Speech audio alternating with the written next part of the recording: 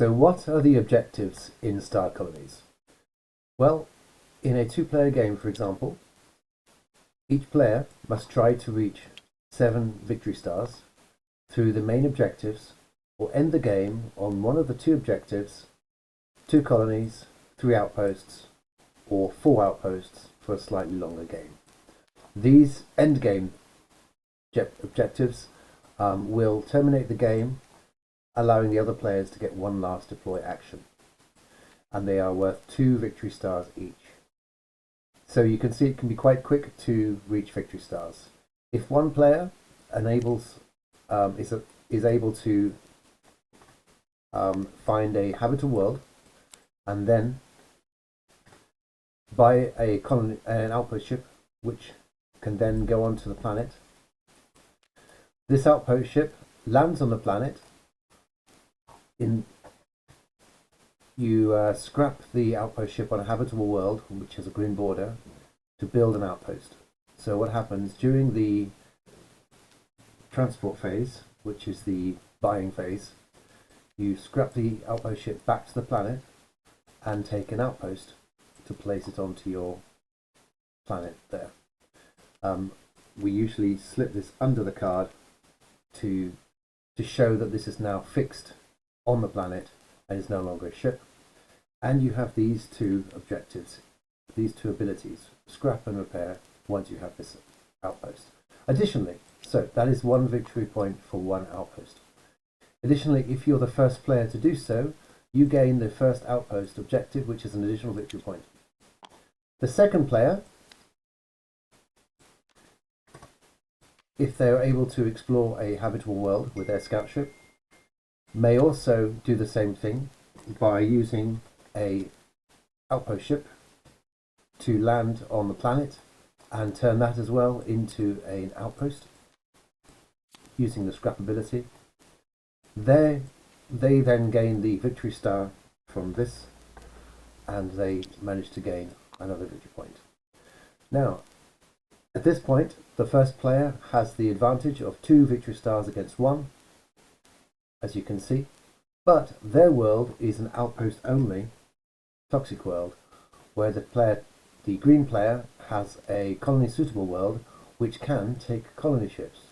Let's say after a few turns the green player is able to get a colony ship. The colony ships can only upgrade an existing outpost to a colony. They can't colonize a world without an outpost. The people would just die. And this planet, in exactly the same way, when you scrap the outpost, you then get a colony to your world. So the colony ship is placed here.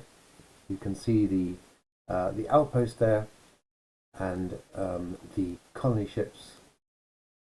Let's have a look for the colony ships here. The engineer outpost. Here, the colony ships. So the colony ship then goes on top of the outpost. So a colony gains 1 additional victory star and +1 fleet support, which means that another ship can be on the planet there. That means they could have a potential 3 warships on the planet, like so, to defend the world. We put these ships onto the planet as such, in that order. And you can see the firepower and the shields are stacked in any order the player wishes, because that's the order of damage taken in combat. In addition, the colony is able to scrap up to 2 ships for their credit value at the start of the transport phase. So let's say I wanted to buy an Alliance Dreadnought, and I didn't have the money to do so, but I had some ships already on the planet. I could scrap one of these ships, add another ship for 4 victory points there. That would go to the warship's scrapyard, which is the very last part of the game. Last part of the warship row. We need to, of course, move these on. And say I was able to scrap a transport as well. That would give me another point. And then a couple more transports to be able to buy the Dreadnought.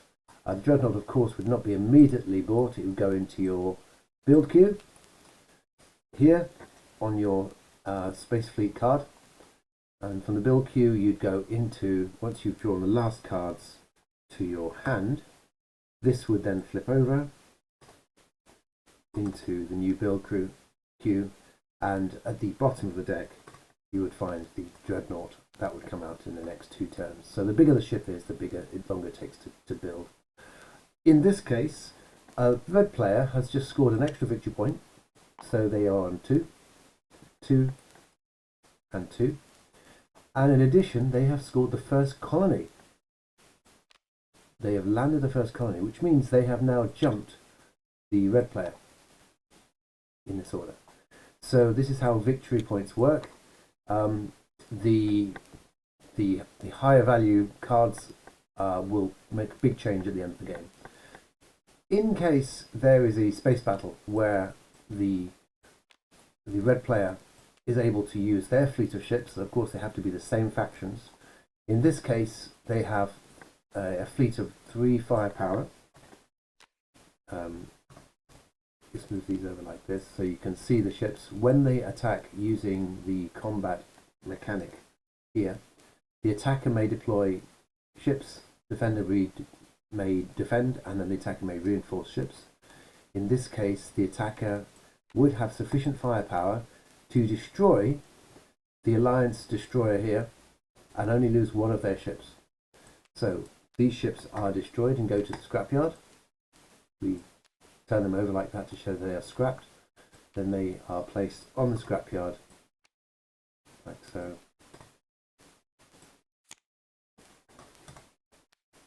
And the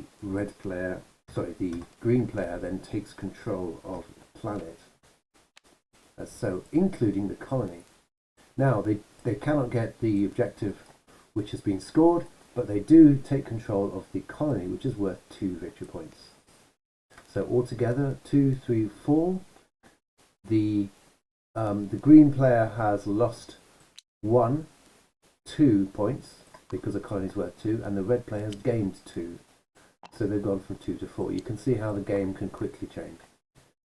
If either player is able to get 2 colonies, that triggers the end game. That will be an extra 2 victory points. Usually you'd get to 7 by this point, and then the total number of victory stars determines the winner of the game. And that's the scoring system for Star Colonies.